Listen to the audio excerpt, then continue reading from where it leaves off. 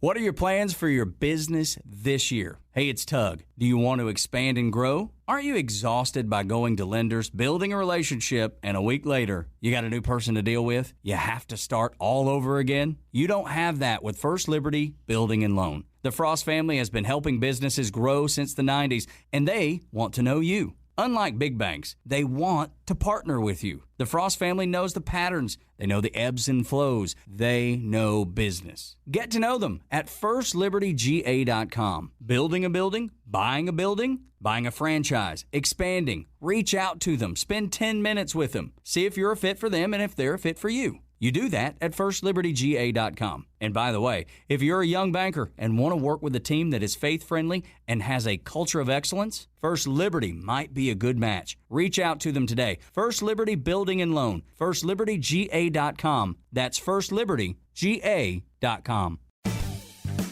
This is one of those stories that makes you realize what real adversity is. We got all the things essential to a great story. Overcoming adversity, surviving, being resilient, and best of all, spontaneous combustion. Hear that story and more today on this episode of The Marketing Madmen. They say marketing is a madman's game. So now we turned it over to The Marketing Madman with Nick Constantino and Trip Job. Happy Saturday. Welcome to The Marketing Madmen. Nick Constantino here, live from the Battery. We are getting ready for spring. We are getting ready for Braves baseball. It's an exciting time. And you know what? Atlanta is booming. And today I have Julie Stewart, the owner of Utopia Foot and Shoulder Massage Spa. But there's so much more to it, and she's got a hell of a story, and we're going to talk through it. So Julie, how are you? I'm good. Thank you for having me. Oh, it's a pleasure to have you. So before we get to just the boom of Atlanta, and we were talking about Graham Park earlier and just what that part of town has become, give some context. So I'm going to set you up as a small business owner with a marketing background who has overcome a crap load of adversity to put herself and her business in a position to succeed. Is that relatively accurate? That is accurate. That is 100%. Wonderful. Good. So set that scene up. So walk us through the past couple of years, what you've overcome, how marketing plays in there, and then I'll set us up for a great conversation on the city of Atlanta and then how we can help some small businesses out. Okay. I'll actually start with how Utopia was born. Okay. So how I've worked in marketing since 1999, but there was a part of me that had the entrepreneurial spirit, and I thought there's something I have to do. So I gave myself a 5-year deadline, and that was to either create something or invent something or open a business. And I went through many ideas. I would wake up in the middle of the night, and it was literally close to 5 years, and it finally hit me.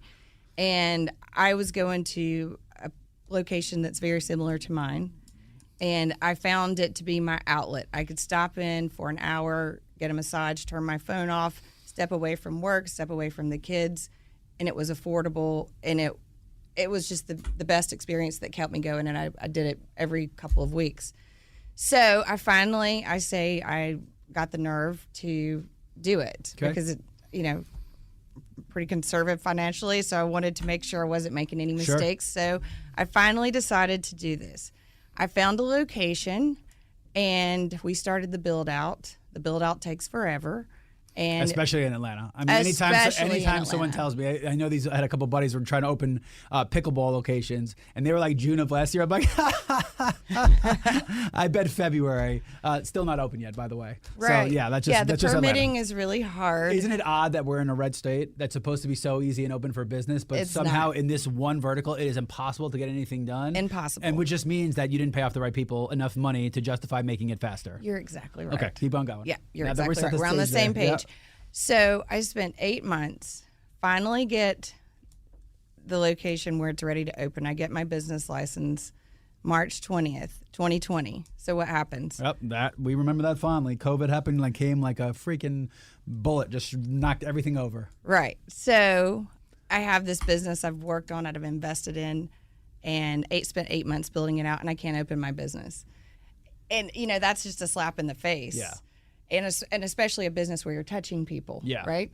So now, to be fair, Governor Kemp did allow reopening of bowling alleys first, so that one made a complete amount of sense. He did. So it just makes natural sense. Maybe you could do foot massages only first and just feet touching. I mean, there were ways, but yes, that is not an easy way to get a business license to be followed by that whole world shutting down. Exactly. So I had to wait until May 19th when Governor Kemp allowed spas and gyms to reopen. So now I'm sitting here with all these employees who have been waiting to work, and I have to open a brand new business in the middle of COVID when people in a relatively liberal, risk-adverse part of town. Because if you were doing that up here, I came to work every day. People were pretending this thing didn't even exist. There were parts of town that were so different. That's probably some people don't understand about Atlanta.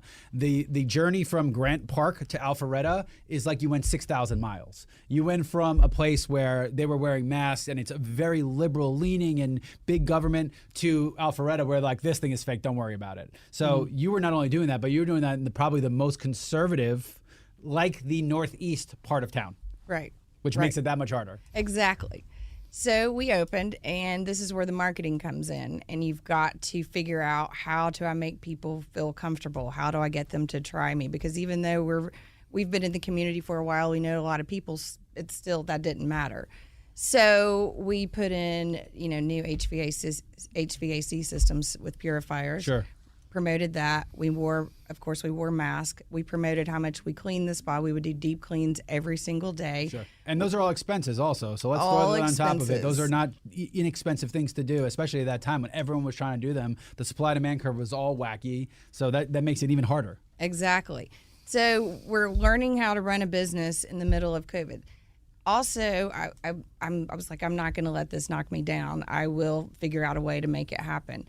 Some things we did, which are kind of funny, is at nighttime, I would take my family. We would go for a walk because people were still in their houses. Sure. We would go for a walk. I had no problem putting mailers in mailboxes, even though I didn't have a stamp on them. But you know what? I did it. I'm like, I have to do what I have to do right now, and this is the least of anybody's worries. The only thing that's working there is your manpower and your sanity from having to go house to house. Yes, I went into survival mode.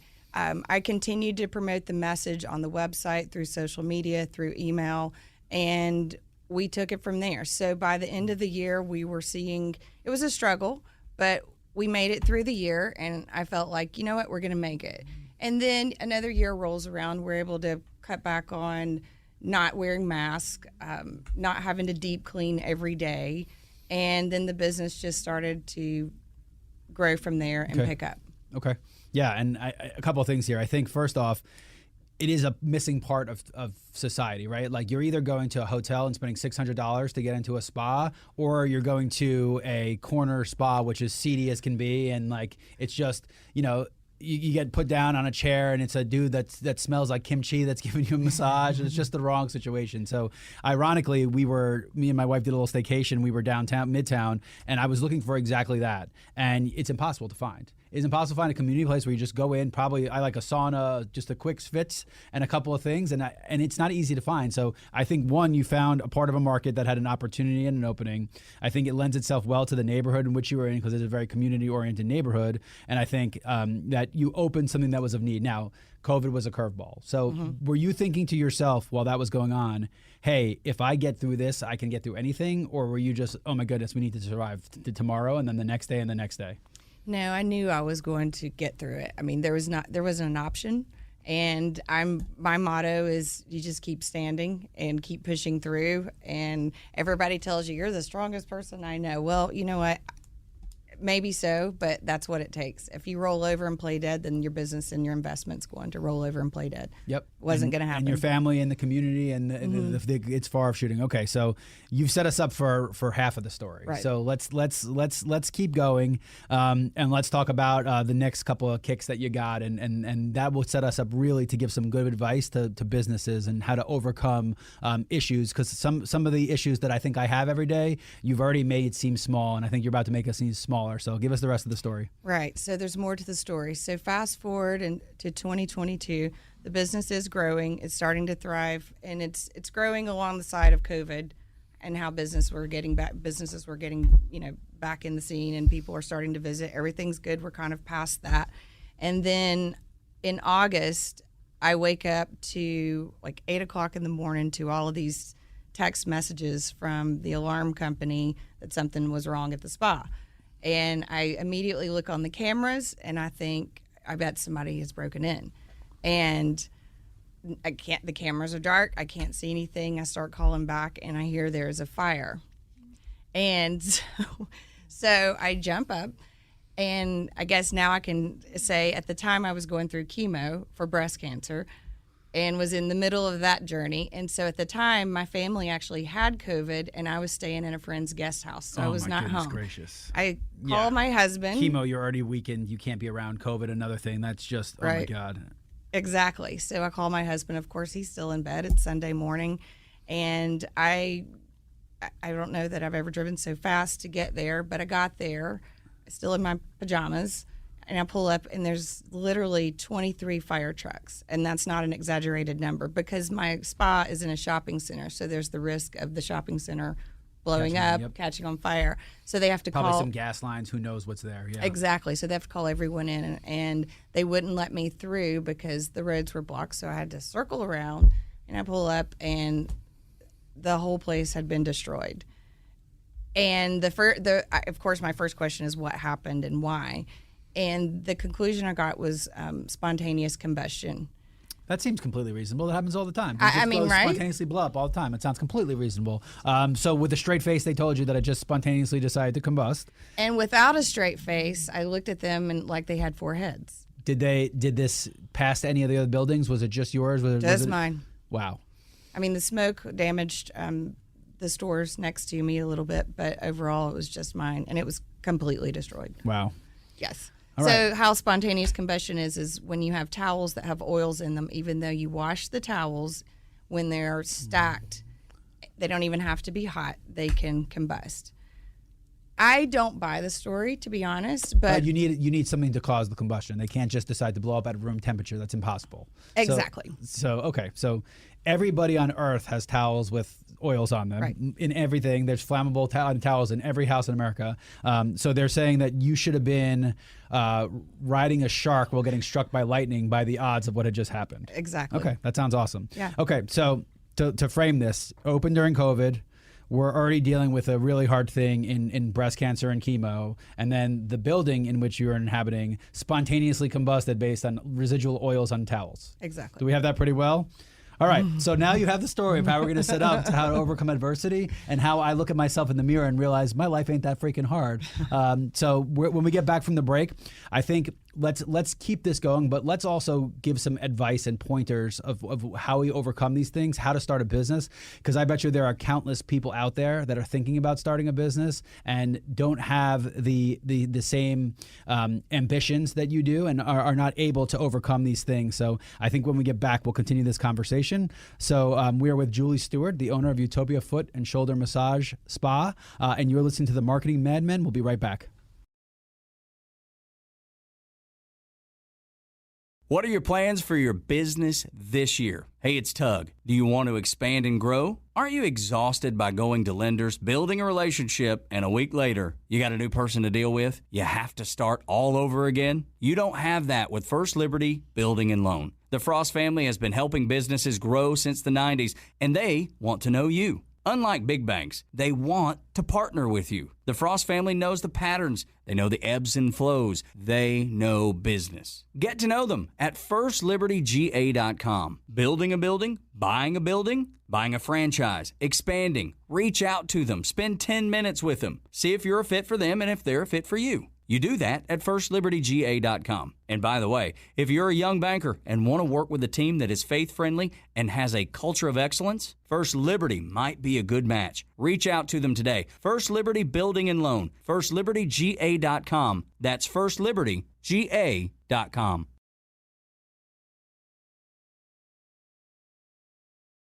Now back to the Marketing Madmen on Extra 106.3 FM. Welcome back to the Marketing Madmen. We're continuing our conversation with Julie Stewart, the owner of Utopia Foot and Shoulder Massage, and pretty much we just hit that oh shit moment. So you are looking, before the cops got there, just knowing that this is on fire.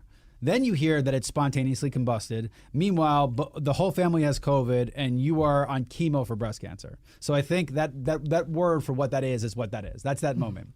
Okay, so what was going through your head at that moment? And tell us about the next couple of days, because that's a lot of times when people give up in that moment, where it just becomes too well and becomes overwhelming, and you give up. Talk about what that moment was like for you and what the next couple of days were like for you. Okay, so that moment was definitely, it's very surreal. It's hard to, it's a hit in the face. It knocks you down, and you're like, well, what do I do next? Believe it or not, one of the first things was I needed to take care of the employees, because I've invested in the employees, and that's how I keep my business running, is by having employees that will work for you and do well for you. So I had to, take care of the employees, and I immediately started a GoFundMe for them, just a quick one, just to give them an extra, paycheck until I could get things sorted with insurance. So then that's the next kicker, is insurance. I had used a local agent who did not understand commercial business. And this is my first time opening a business, so this is something to learn, to definitely do your due diligence, take everything next level, run everything by an attorney, because this agent didn't have my coverage set up correctly. So although my contents were covered, the build out was not covered. Oh my goodness. In the insurance. So I had to go through fighting with insurance. I had all kinds of documentation, and I was able to prove it, and they ended up having to pay. But that took about 3 or 4 months to go through that. So my employees, some of my employees were able to get paid throughout the process. The ones that are on payroll, the contractors were not, which are the therapists. Yeah. Yeah. Okay. So now you have insurance on top of this. You had, I have to imagine that space is ripe with bad actors who, whether it be ignorance or naivety or they're just horrible people, are under insuring or not insuring the right way. So you had all that. So you said that was a 3 or 4 month process just for insurance. It was. Okay. So again, what is going through your head now? How are you getting up and continuing to do this? You're again fighting chemo. How are you getting up to fight through this? Is it just, I got to win? Is it, what is wrong with these people? This is something I have to fix. Is it my employees? Is I put so much time in it? What is keeping you moving at this point? Well, I had to make sure that my employees were taken care of. That was definitely very important. But I just knew I had to get the mindset of, we'll just get through it. It's another bump in the road. We've had many of them, and we're going to push through, and it will be fine. And just make the decision to fight through and get the place open as fast as I could. However, the city of Atlanta, of course, with permitting, that was not the case again. And it took a year to reopen the business. Okay. So now we're fast forward. We are relatively recent, end of 22, early 23, somewhere in August of 2023. August of 23. Mm-hmm. Okay. So that is very recent. Okay. We're very in March recent. of 24 right now. So you're within 6 months, 7 months of that window. Okay. So you have overcome all of that. August 23 opens. Do you breathe a sigh of relief, or are you like, oh my God, this is too good to be true? A unicorn is going to come down and drop a bomb on my building somehow. What's going through your head now? It was a sigh of relief, okay. Definitely, to get the spa back open and get it running. What I found is throughout the year, I had more loyal customers than I even realized I had. Okay. What I did was throughout the whole year, I was communicating to all the clients through email, and I was very candid. I feel like people like to relate to someone, and they like to understand your story, and they buy into a story. So I was very clear, communicating, this is where I am in the process, this is where I am with health, and you know what, we're going to be back, and we're going to be bigger and better than we were before. I saw it as an opportunity. When you do, it's like, when you build a house one time, and then the second time you build a house, you realize all the things that you wanted in the house that you didn't have before. So I was able to make a lot of changes in the build out and the process to make it a better place to visit, to be honest. Yeah. Well, and that was you telling yourself, like, there's some good that comes out of this, because there's not much good that comes out of it. Having to do a soft reset and rebuild the parameters based on what you didn't know you wanted is some, I guess, silver lining if you want. All right. So now that we have the story laid out, I'm going to ask you a couple of questions because I'm curious. and I think this pertains to a lot of businesses, but first and foremost, so what do you think you did to create such a loyal base of followers? Because I think when businesses open, unfortunately nowadays, we're so overrun by private equity and corporations that couldn't care less about the story or the community. They say they do. They have big letters that say they care, but they do nothing to care. So what do you believe your strengths were that allowed you to connect? Because this is a long process from 20 to now to August of 23. For people to roll with you through all of this, that's patience, that's trust. Talk about what you did and what advice you have to people to build that kind of connection with their customers. I believe there's several things. One of the first things is customer service. And the one thing that I tell the people who work at the front desk is when someone walks in the door, treat them like they're walking in your house. Talk to them like you've known them forever. Recognize them if they're regular clients of ours. Be able to talk through if there's an issue. Remember, they're coming in here because they're stressed out. They're coming to get a massage. Be able to find a solution, never fight back. And I also believe I had to make sure I was providing a good service for everyone. So I'm pretty picky about the therapists that we have. I make sure everything's consistent. And I also make sure I have a clean spot because I do believe that people are attracted to a place that looks clean. There's so many places similar to mine, and you walk in and they're nasty. So those are kind of the fundamentals. I've positioned myself in the community as that I'm here to support the community. So I also am involved in different sponsorships for the schools, different organizations within Grant Park and the surrounding areas. And I really just put myself out there and connect. I am definitely a networker. So I'm not afraid to wear my business on my sleeve. And you know that this is what I do and this is where you need to go. And I'm always promoting the business. And I just think the style of communication that I took with being upfront and honest is what people liked. Yeah. And they tell me now, I appreciate that you did that. Yeah, and I think that again, that authenticity is what's missing in a lot of places. And I think one of the big problems you have is everyone tries to fake it.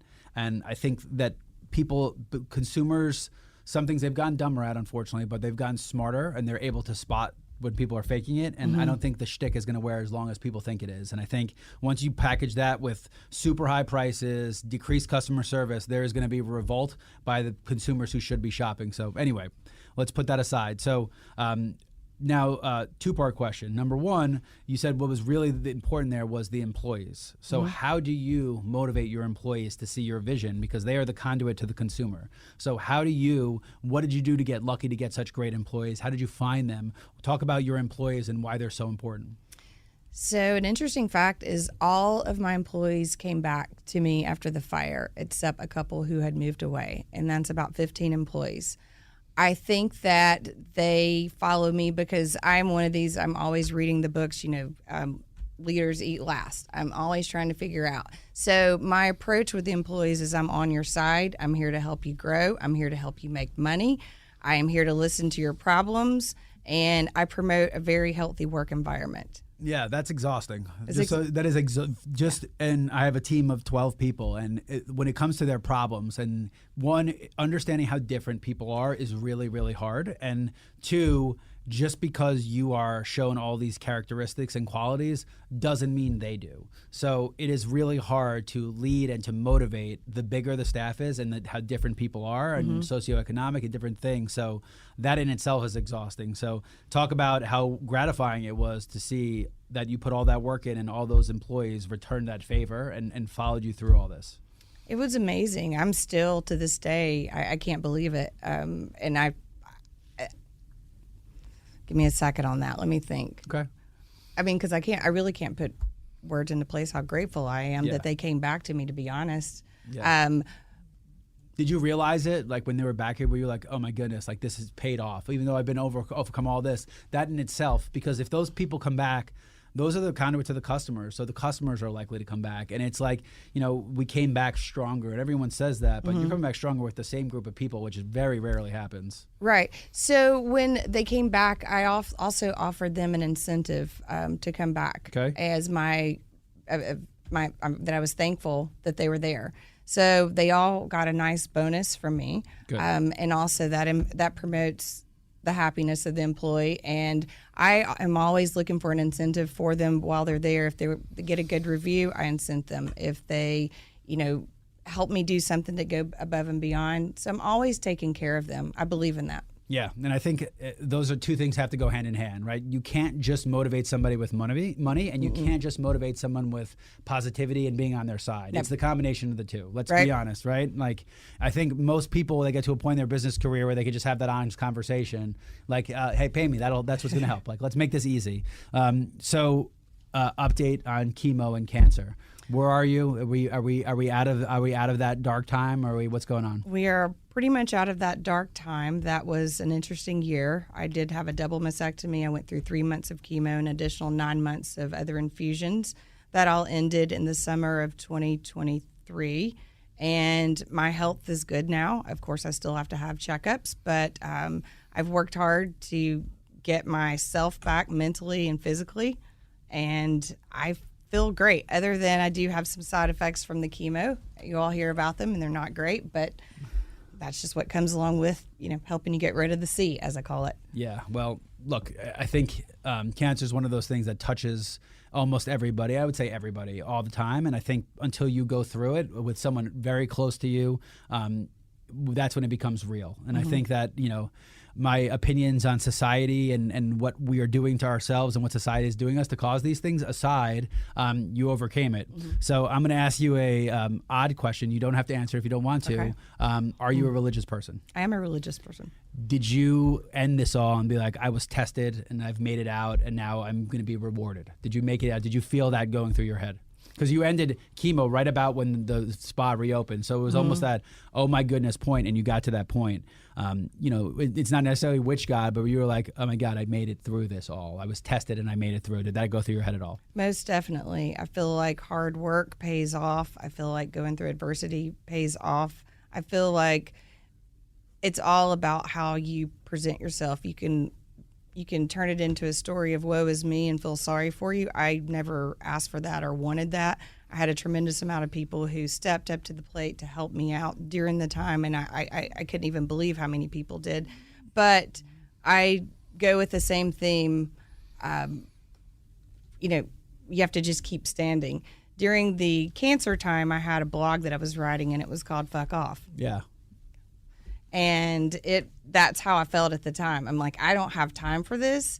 And I think the subtitle of it was, get out of my way. Yeah. Yeah. Here I am. That's amazing. And look, so you've overcome so much, and just in this story, I mean, congratulations for where you've gotten and what you've overcome. Let's use this as a way to talk to business owners. So let's start back in the beginning, and let's start with, okay, I see the opportunity. I've been waiting 5 years of all these ideas to open. This is what I'm going to open. So what advice do you give to people who are thinking about doing what you did, and what did you have to tell yourself to finally make that leap of faith? I would say running a business is not easy. There's a lot of moving parts, and you have to know that it's not always going to go smoothly. I mean, my example of the insurance, I thought I was doing my due diligence, but I didn't. I thought I understood. I expected the experts. I'm hiring you, so you are telling me what I need to have, and I didn't. I would say you always have to double check every single thing that you are doing. You also have to have budget available in the event. And then some. And 10% on whatever you have. It's like 30%. Throw 30% on top of it, and just assume that with the very least, you spend 15 of it and you get 15% of profit for the first time in your life. Exactly. You always have to plan ahead in case there's something that pops up, the unexpected, because the unexpected is definitely going to pop up. You don't know how it will show its face, but it will pop up. However, on the other side of that, there's joy in all of it. I never knew that I would open this business and how happy it would make me to see that I'm making other people happy, and I'm providing actually a good service of self-care for people. But you just have to keep pushing through. Don't let it get you down. Keep standing, and just realize that anytime something happens, it is not the end of the world. It's just a little season. You push through, and you probably will come out on the other side. But don't ever go into the woe is me and feeling sorry for yourself and being in the dumps. I always tell myself when something bad happens, I will allow myself to crawl in a hole for a couple of days, get it all out, and then I come back fighting. Yeah, everybody grieves and everyone goes through these things differently and everyone has different escapes. And I think, it's good advice to have that escape. But, when that escape turns to excuses and turns to future problems, you have to be clear on that because you're right. Like you said, I'd complain, but nobody's going to listen anyway. Right. Right. And even if they are going to listen, they got their own problems. Let's talk about marketing now. So you had a marketing background. How did marketing help you through this? And it sounds like that clear communication, which is the core of all marketing and what so many people get wrong. But that clear communication was definitely one. What else kind of helped you from your marketing background as you were going through this? There's so much. I actually listened to your podcast, The Myths of Digital Media. Yep. Being debunked. Yep. And I have to tell you, I've sent that to so many clients that I'm talking to. I paid her to say that, by the way. There's no way she's really saying that. No, so, good. I'm really saying it because everything that was said is exactly what I preach to clients. So I do believe marketing is something a lot of small businesses, because I have a lot of experience on the local side, and I believe that a lot of small businesses don't take it seriously and realize it is an investment and it is something that takes time, and you don't just spend $2,000 in a month and your business is flooded.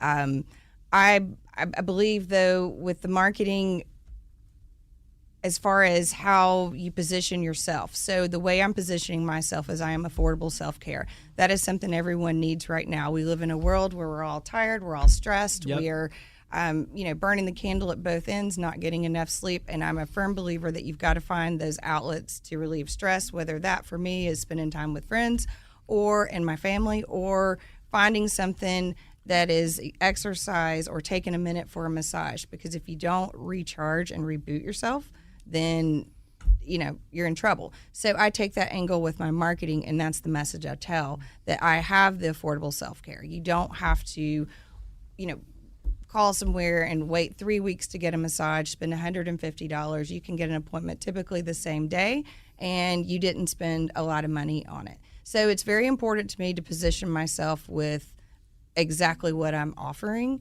and I make it easy for people. Yeah, and I think that's another great part of marketing, if you're good at it, is value versus cost. Once you start going on price alone, you are a commodity and you are just competing to race to the bottom of price when you talk about value. And the value is, like you said, you're investing in yourself.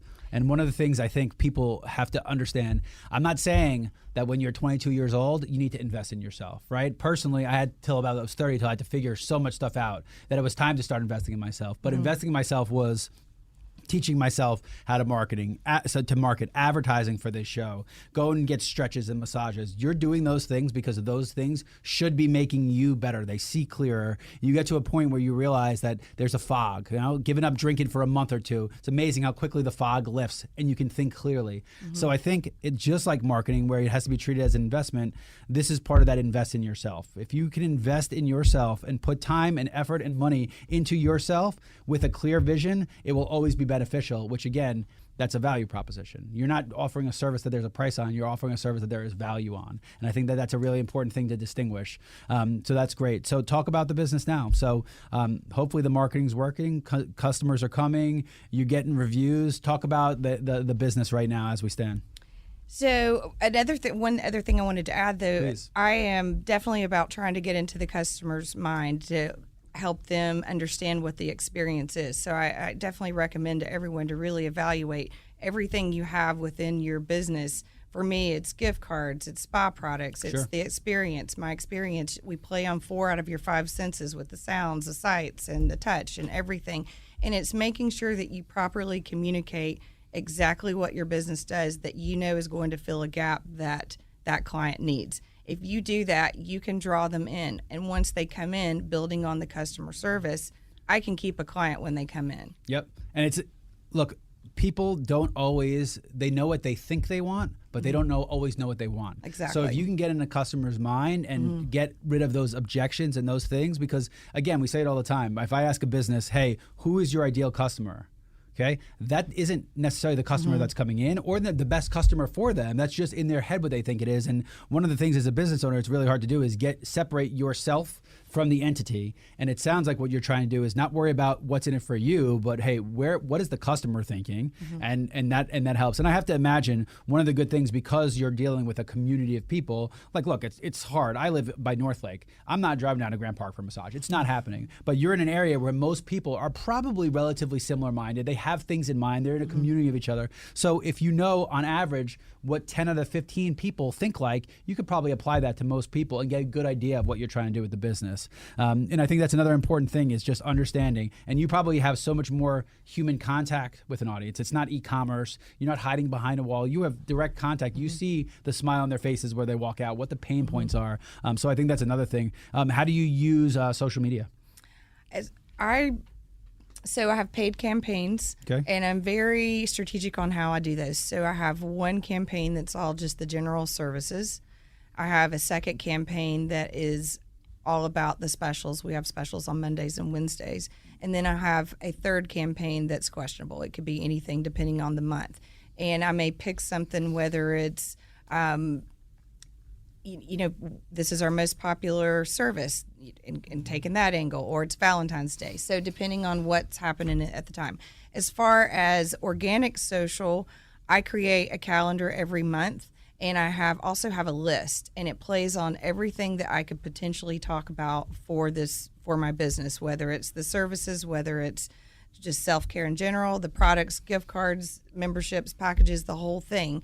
And I pull from that. But I also will adapt. So a couple of weekends ago, the weather dropped. It was, 30 degrees. And I have a photo of one of our warm, cozy blankets, and I put the spin on that. It's cold this weekend. It's warm in Utopia. Come on in. Yep. So you have to adapt with what's happening at the specific time that you can't project when you're making your monthly calendar. Yeah, and that's so important if you have the ability to do it yourself, because by the time you get a third-party agency, they're not going to have the idea to do a heated blanket when it's 30 degrees outside. Exactly. And I'm not saying that's wrong with having a professional, because a lot of times it's not the time, or your business isn't scaling, you need to scale. But in those instances, I always say know enough to be dangerous, right? You have to understand the fundamentals of your business. It sounds like you have multiple revenue lines from products and services. They're different streams, which is important, and treat them differently. So, for example, your main campaign is different than your specials campaign, because your specials campaign is most likely to attract new customers. So it's to create the demand, as opposed to the other ones are to capitalize on the demand that's already out there, and people are looking for these things. So again, technical terms, complicated terms, but all part of that marketing thing. So we've sped through the second segment. When we come back, I want to hear what your plans are from the future.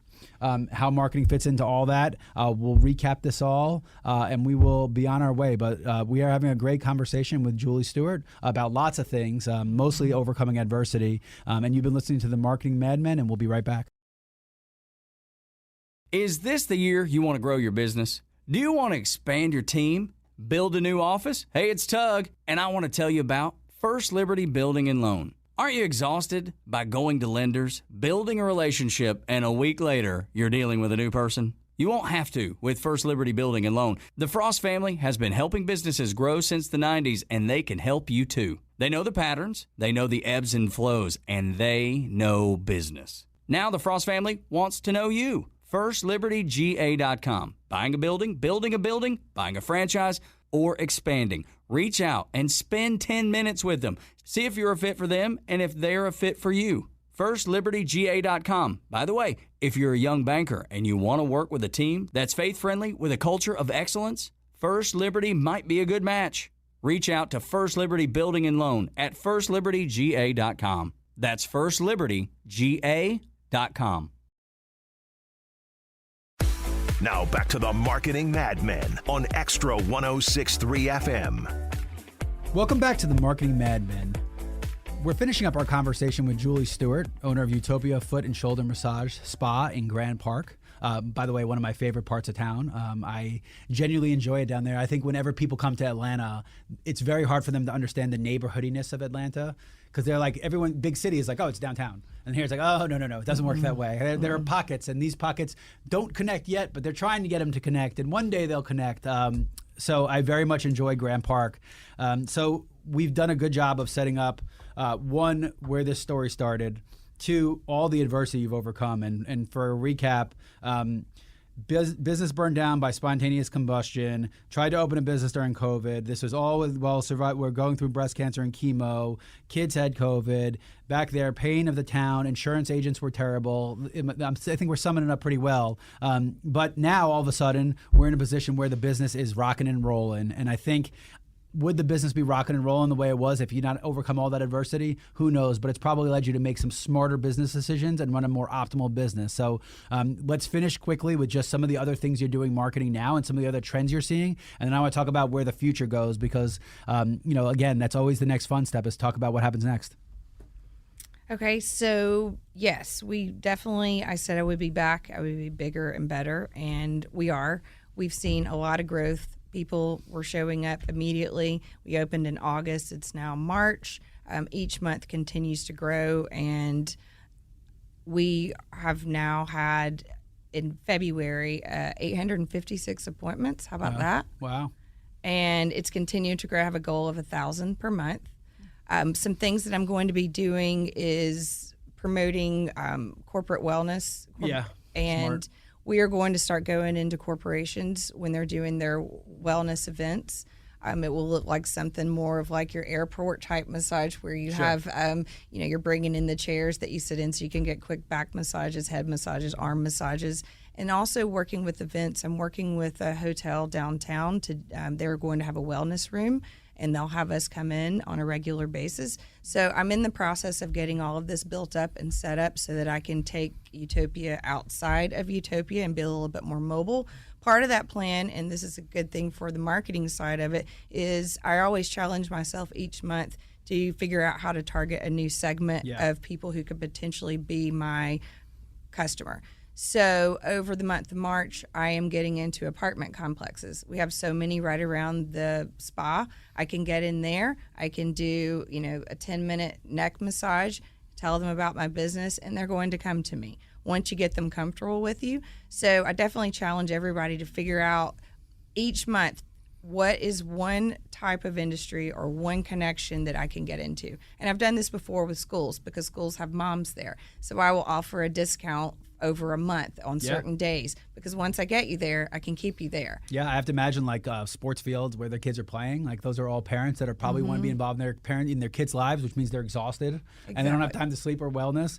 I do have a tip for you. I think this might be a good idea when you talk about corporate wellness. Again, the connection between mental and physical health is just growing. When you go to do your corporate speaking gigs, you should also do some public speaking about the journey and the adversity you've overcome, because if you can talk about that story and hone that story and get it really good, that is a lot of value. And then you can do it. Now let me talk about the body side and go into massages for people. And that is what companies want. They want that 2-in-1. They want that turnkey solution. And again, really, secretly what they want is for their people to be like, oh, damn, my life's not that bad. I haven't really have to deal with any of that stuff. Right. So I bet you there's some value in there. Take a look into doing some speaking about what you've overcome because that is contagious, and that's what companies want, and big companies want that. So I would look into that. So now let's go to the future. So where are we going as a business? Are we opening more locations? Obviously, we're going to have satellite branches everywhere. Well, you could have teams going out on the road. What does the future look like, and what do you expect from the next 10 years? My expectation is to scale, for sure. I would like to open another location. I have plans to start making it happen this year. Okay. Of course, I get a little nervous, but I have to tell myself, I believe in it. You can do it. You've pushed through before. Why can't you do it again? So that is the next step. If I had my ultimate dream, it would move into a franchise model. Okay. So where are you looking for your next location? Ideas. Just where in your dream location, where would you be? Sandy Springs, Brookhaven area. Yeah, Sandy Springs, Brookhaven, Dunwoody, in that area. Much closer to me, which is why I was asking, which is very nice to hear. Ironically, I have heard, and if you look, somehow the pace of price increases is hitting those areas worse than it is downtown, which is unbelievable to me. If you look, things are more expensive in that quarter than they are even in some parts of downtown, which is crazy. But again, there is a certain audience there that is different than the one you're going after.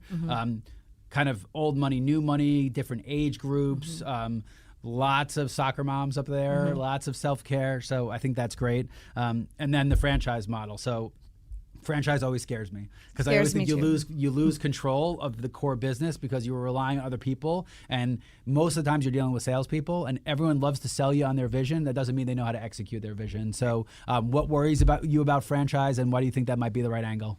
Exactly what you just said, because I believe each location has to have my energy in it, and I've put everything into having my energy with the customer service, the warm feel. I have, people know they'll go around my front desk people to reach out to me to solve a problem.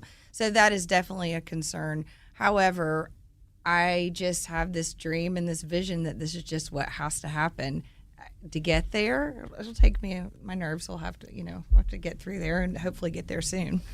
Yeah, and again, I've just seen so many models where the companies always start with good intentions, then you get one bad franchise owner or two, or their books are not right, and that location closes and it looks poorly on it. So it is a very hard thing. But at the same time, if you have developed strong enough of a brand, the brand usually prevails over all. So, that's a marketing thing, right? Is how do I make this brand strong enough that the demand is there and that the quality controls are there to allow other people to do it, which is no easy task.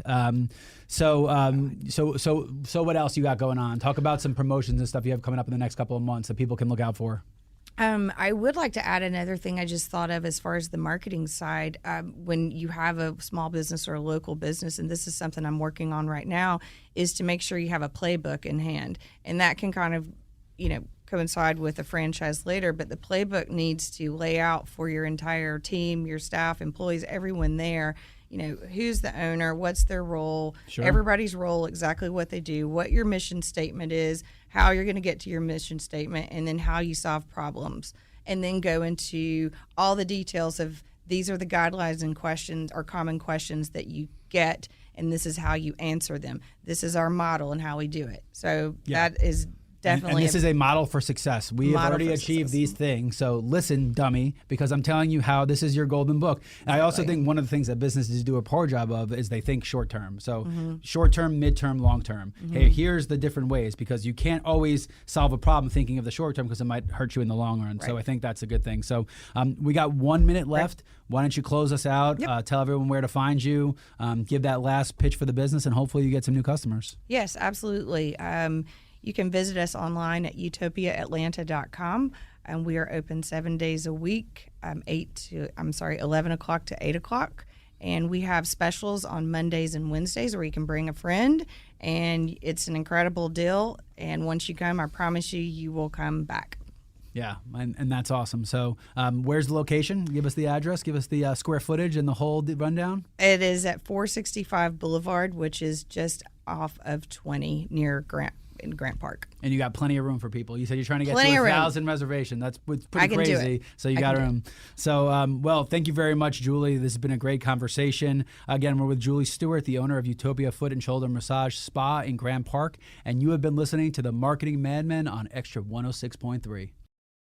What are your plans for your business this year? Hey, it's Tug. Do you want to expand and grow? Aren't you exhausted by going to lenders, building a relationship, and a week later, you got a new person to deal with? You have to start all over again? You don't have that with First Liberty Building and Loan. The Frost family has been helping businesses grow since the 90s, and they want to know you. Unlike big banks, they want to partner with you. The Frost family knows the patterns. They know the ebbs and flows. They know business. Get to know them at firstlibertyga.com. Building a building, buying a franchise, expanding. Reach out to them. Spend 10 minutes with them. See if you're a fit for them and if they're a fit for you. You do that at firstlibertyga.com. And by the way, if you're a young banker and want to work with a team that is faith-friendly and has a culture of excellence, First Liberty might be a good match. Reach out to them today. First Liberty Building and Loan. firstlibertyga.com. That's firstlibertyga.com.